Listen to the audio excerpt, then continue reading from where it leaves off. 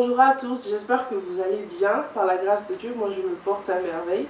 Alors précédemment, nous avons parlé de l'historique du droit des difficultés des entreprises. Aujourd'hui, nous parlerons des procédures qu'offre le droit des difficultés des entreprises à toutes les entreprises qui rencontrent des difficultés. Déjà, ce serait important de définir ce que c'est que les difficultés. Qu'est-ce qu'on entend par difficulté en droit des difficultés des entreprises? Les difficultés sont tout simplement tous les faits qui sont de nature à compromettre l'exploitation d'une entreprise. Donc chaque fois qu'il y a un fait de nature à compromettre l'exploitation d'une entreprise, on est en face d'une difficulté, tout simplement.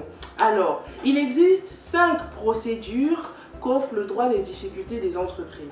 Nous avons la prévention interne, la prévention externe, la procédure de sauvegarde, la procédure de redressement judiciaire et enfin la procédure de liquidation judiciaire.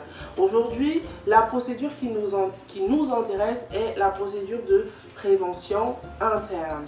Alors, la procédure de prévention interne, il est important de préciser qu'il s'agit là d'une procédure préventive, contrairement à la procédure de redressement et de liquidation judiciaire qui sont des procédures curatives.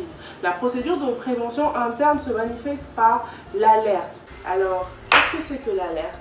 L'alerte consiste tout simplement à aviser le chef d'entreprise de tout fait qui serait de nature à compromettre l'exploitation de l'entreprise.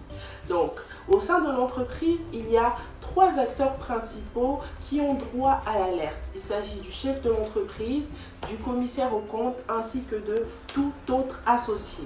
Quelle est donc la procédure?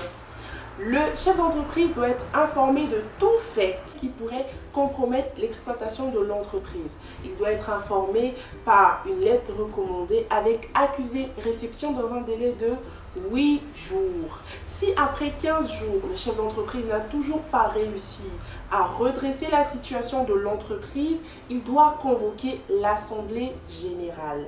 Si après 15 jours, l'Assemblée générale n'a pas été en mesure de trouver une solution ou alors ne s'est pas tenu, le président du tribunal est immédiatement convoqué soit par le commissaire aux comptes, soit par le chef de l'entreprise ou par tout autre associé. Voilà, nous avons tout dit en ce qui concerne la prévention interne.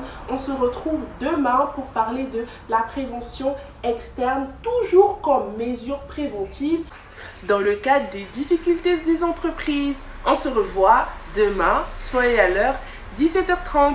Bye bye!